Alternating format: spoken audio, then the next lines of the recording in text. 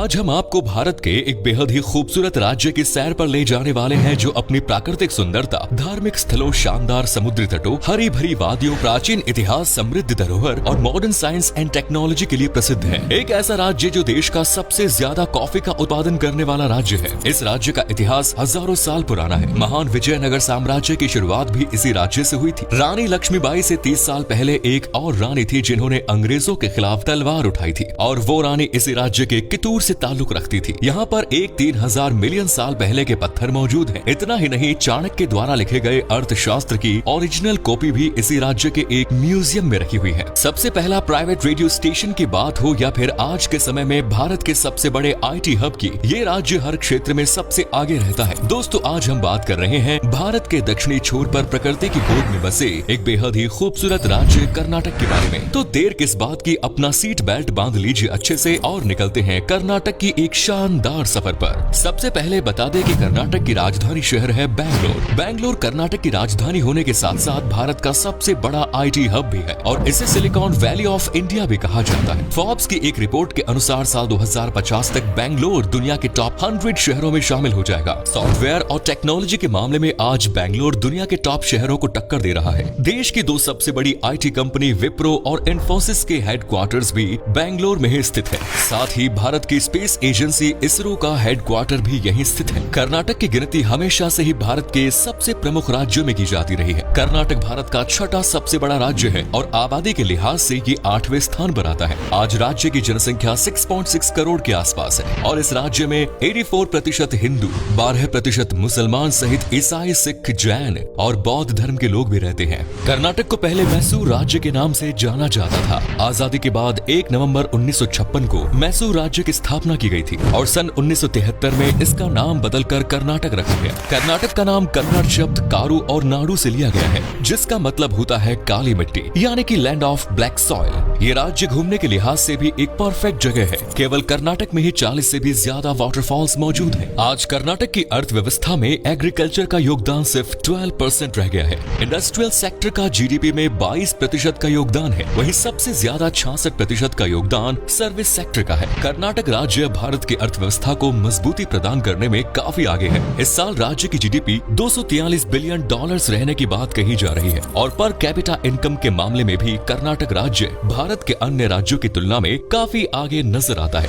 इस राज्य के लोगों की सालाना प्रति व्यक्ति आय $3100 के आसपास है, जो भारत की औसतन पर कैपिटा इनकम से काफी ज्यादा है। पढ़ाई लिखाई के मामले में भी कर्नाटक तेजी से आगे बढ़ रहा है। फिलहाल कर्नाटक का लिटरेसी रेट 75% के आसपास है। कर्नाटक भारत का सबसे बड़ा कॉफी उत्पादन करने वाला राज्य है। भारत का 59% कॉफी का उत्पादन सिर्फ कर्नाटक में ही किया जाता है। इसके अलावा चावल, रागी, ज्वार और मेज का उत्पादन भी कर्नाटक में बड़े पैमाने पर किया जाता है। साथ ही फल, सब्जी और मीट का उत्पादन भी कर्नाटक में किया जाता है। इनके अलावा सीमेंट, ऑटोमोबाइल, बायोटेक और टेक्सटाइल इंडस्ट्री में भी कर्नाटक देश के टॉप राज्यों की सूची में शुमार है। आपको बता दें कि हमारे देश के पहले प्राइवेट रेडियो स्टेशन की शुरुआत भी कर्नाटक में हुई थी। साल 2001 में रेडियो सिटी 91.1 FM पहला प्राइवेट रेडियो स्टेशन बना, जो आज तक चालू है। आप सभी ने फिल्म KGF तो देखी ही होगी, जिसके 2 सीरीज अभी तक आ चुके हैं। इस फिल्म में जो कोलार गोल्ड फील्ड्स की कहानी दिखाई गई है, वो सोने की खदान भी कर्नाटक में स्थित है। इतिहास में कर्नाटक राज्य पर नंद, मौर्य, कदम्ब, बादामी, चालुक्य और गंगा जैसे राजवंशों द्वारा शासन किया गया है। कर्नाटक राज्य की जब भी बात आती है तो हैदर अली और टीपू सुल्तान का जरूर याद किया जाता है। इन्होंने 4 एंग्लो मैसूर युद्ध किए, लेकिन अंतिम युद्ध में टीपू सुल्तान मारे गए थे। कहा जाता है कि टीपू सुल्तान और हैदर अली ने पहली बार सन 1780 में तोप का निर्माण किया था। अंग्रेजों के विरुद्ध क्रांति की शुरुआत में वैसे तो सन 1857 के विद्रोह से मानी जाती है, लेकिन कित्तूर की रानी चेन्नम्मा ने सन 1824 में ही अंग्रेजों की हुकूमत के खिलाफ जंग का ऐलान कर दिया था। कर्नाटक में वैसे तो सबसे ज्यादा कन्नड़ भाषा का ही प्रयोग किया जाता है, लेकिन इसके अलावा हिंदी, इंग्लिश, मराठी, तमिल, तेलुगु, मलयालम सहित कई अन्य भाषाएं भी लोग आम बोलचाल के दौरान इस्तेमाल करते हैं। समय के चलते आज संस्कृत भाषा सिर्फ पुराणों और वेदों तक ही सिमट कर रह गई है। युवा पीढ़ी को भी संस्कृत भाषा में ज्यादा दिलचस्पी नहीं रही है, लेकिन कर्नाटक में मत्तूर नाम की एक जगह है जहां आज भी हर कोई संस्कृत भाषा में ही बात करता है। रोजमर्रा की जिंदगी में संस्कृत भाषा में बात करते लोगों को देखकर ऐसा लगता है मानो किसी प्राचीन समय की दुनिया में आ गए हों। कला, साहित्य और संगीत के जगत में भी कर्नाटक का अहम योगदान रहा है। पंडित भीमसेन गुरुजी जोशी, जिन्हें father of Indian classical music कहा जाता है, ये भी कर्नाटक से ही ताल्लुक रखते हैं। उन्होंने ख्याल रूप की शुरुआत की थी। साथ ही दीपिका पादुकोण सहित कई दिग्गज फिल्मी सितारे कर्नाटक ने देश को दिए। अनिल कुंबले जैसे अपने समय के महान क्रिकेटर्स भी कर्नाटक की मिट्टी में ही जन्मे हैं। दोस्तों, कर्नाटक के हुबली शहर में कर्नाटक खादी ग्रामोद्योग संयुक्त संघ मौजूद है, जो पूरे भारत में झंडा बनाने के लिए अधिकृत है। यानी भारत में इस्तेमाल होने वाले सभी झंडे यहीं पर तैयार किए जाते हैं। कर्नाटक के बीजापुर को नदियों का शहर कहा जाता है। इस शहर से 5 प्रमुख नदियां होकर गुजरती है, जिनके नाम Krishna, Bhima, Downey, Malaprabha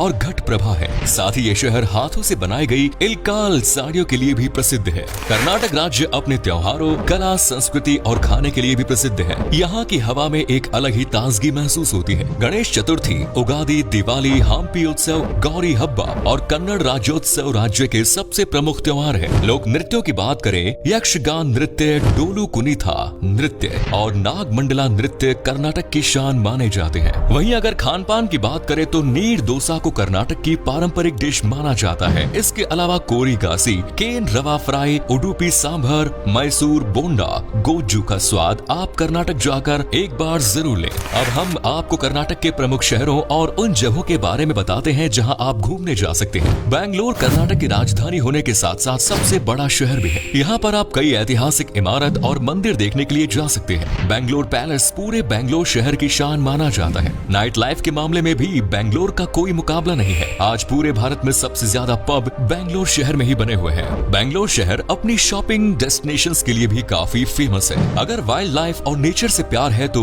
Bannerghatta national park जरूर होकर आइए। Visvesvaraya industrial and technological museum में आपको विज्ञान से जुड़ी कई चीजें देखने को मिलेंगी। साथ ही Cubbon park, Kanakapura, Nandi hills, Chunchi falls जैसी कई जगह आप जा सकते हैं। बैंगलोर शहर से चंद घंटे की दूरी पर श्रवण बेलगोला नाम की एक जगह है। ये जैन धर्म के लोगों के लिए एक प्रमुख आस्था का केंद्र है, जिसे गोमटेश्वर के नाम से भी जाना जाता है। यहाँ पर भगवान बाहुबली की 57 फीट ऊंची प्रतिमा विराजमान है। इस मूर्ति की खास बात यह है कि यह प्रतिमा सिंगल ग्रेनाइट पत्थर से तैयार की गई है। कर्नाटक की मैसूर चारों तरफ से हरियाली से घिरा हुआ एक शहर है। मैसूर शहर दिन के समय जितना खूबसूरत नजर आता है, रात के समय इसकी खूबसूरती उससे भी कई गुना बढ़ जाती है। पूरे शहर में हर जगह आपको चकाचौंध नजर आएंगी। सभी ऐतिहासिक इमारतों और महलों पर रात के समय रोशनी की जाती है। इस शहर से आप चंदन से बने साबुन, अगरबत्तियां खरीद सकते हैं और वोट डालने के बाद आपके हाथ पर जो इंक लगाई जाती है, उसका निर्माण भी मैसूर में ही किया जाता है। मैसूर के अलावा वो इंक भारत में और किसी जगह नहीं बनती। मैसूर एक काफी साफ सुथरा शहर भी माना जाता है। मैसूर पैलेस इस शहर का सबसे पसंदीदा टूरिस्ट डेस्टिनेशन है और ये भारत में ताजमहल के बाद सबसे ज्यादा घूमे जाने वाली जगह भी है। इसे अम्बा विलास पैलेस के नाम से जाना जाता है। ये पैलेस वाडियार राजवंश का राजघराना हुआ करता था। ललिता महल मैसूर का दूसरा सबसे बड़ा महल है और इसका आर्किटेक्चर भी काफी प्रशंसनीय है। Saint Philomena cathedral church Bharat का दूसरा सबसे ऊंचा चर्च है, जो मैसूर में ही स्थित है। इनके अलावा भी कर्नाटक राज्य के मैंगलोर शहर अपने खूबसूरत समुद्री तटों के लिए विख्यात है। ये भारत के उन चुनिंदा शहरों में से एक है जो हवाई, रेल और सड़क समुद्री मार्ग से जुड़ा हुआ है। इसके अलावा कर्नाटक के हम्पी, पट्टाडकल और वेस्टर्न घाट जैसी जगह यूनेस्को की वर्ल्ड हेरिटेज साइट की सूची में भी शामिल है। विश्व ऐतिहासिक धरोहर की सूची में जगह बनाने वाला हम्पी शहर आप जरूर जाएं। ये जगह महान विजयनगर किंगडम का हिस्सा हुआ करती थी और इस शहर का इतिहास रामायण काल जितना पुराना माना जाता है। वहीं कुर्ग कर्नाटक का एक प्रसिद्ध हिल स्टेशन है। यहाँ की प्राकृतिक सुंदरता के कारण इसे स्कॉटलैंड ऑफ इंडिया भी कहा जाता है। दोस्तों, इसके अलावा चिक्कामगलुरु भी आप एक्सप्लोर कर सकते हैं। ये जगह अपने कॉफी उत्पादन के लिए फेमस है। पर्यटकों के बीच अभी तक ये जगह ज्यादा लोकप्रिय नहीं है, इसीलिए यहाँ पर आपको काफी शांति का अनुभव होगा। बीदार भी एक ऐतिहासिक नगरी है और ये जगह अपने एयरफोर्स ट्रेनिंग और इंडियन एयरफोर्स स्टेशन के कारण सुर्खियों में बनी रहती है। जॉग फॉल्स कर्नाटक की सबसे खूबसूरत जगहों में से एक है, जो भारत का दूसरा सबसे ऊंचाई से गिरने वाला वाटरफॉल है। 253 फीट की ऊंचाई से पानी को गिरते देखना अपने आप में एक अलग ही अनुभव है। मुरुदेश्वरा में भगवान शिव की 123 फीट ऊंची प्रतिमा देखने के लिए भी लोग बहुत दूर दूर से आते हैं। अगर आप एक फैमिली ट्रिप की प्लानिंग कर रहे हैं तो ये राज्य आपको बिल्कुल भी निराश नहीं होने देगा। कर्नाटक में सभी जगह एक ट्रिप में घूमना तो संभव नहीं है, लेकिन मैसूर और बैंगलोर जैसे प्रमुख स्थान आप एक साथ घूम सकते हैं। अगर आप कर्नाटक जाएं तो कम से कम 6 से 7 दिन का समय अपने साथ लेकर चले, तभी आपको यहाँ घूमने में मजा आएगा। 3 से 4 दिन के ट्रिप में कर्नाटक राज्य की सैर कर आपका मन नहीं भरेगा। कर्नाटक तक आप हवाई मार्ग या रेल मार्ग तक आसानी से पहुंच सकते हैं। भारत के सभी राज्यों और शहरों से कर्नाटक तक की ट्रेन और एयरप्लेन सुविधा मिल जाएगी। कर्नाटक के बैंगलोर, मैंगलोर, हम्पी, हुबली, बेलगाम, बीजापुर और मैसूर में हवाई अड्डे बने हुए हैं। इसके अलावा आप अपनी खुद की कार से भी कर्नाटक जा सकते हैं। हालांकि अगर आप उत्तर भारत से हैं तो खुद ड्राइव करने में आपको काफी थकावट महसूस होगी। इससे बेहतर यही होगा कि आप पब्लिक ट्रांसपोर्ट से कर्नाटक तक पहुंचे और यहाँ पर टैक्सी रेंट पर लेकर राज्य की सुंदरता का दर्शन करें। तो ये थी देश की सबसे खूबसूरत राज्य कर्नाटक। कैसा लगा बताइए कमेंट्स में। आप में से अगर कोई कर्नाटक से हमारा ये वीडियो देख रहा है तो हमें जरूर बताइए, क्या कभी आपने विजिट की है कर्नाटक, और अगर की है तो आपका एक्सपीरियंस कैसा रहा ये भी हमारे साथ शेयर जरूर करें। उम्मीद करता हूँ कि आपको हमारा ये एपिसोड पसंद आया होगा। वीडियो को लाइक कीजिए और अपने दोस्तों और रिश्तेदारों के साथ शेयर करना ना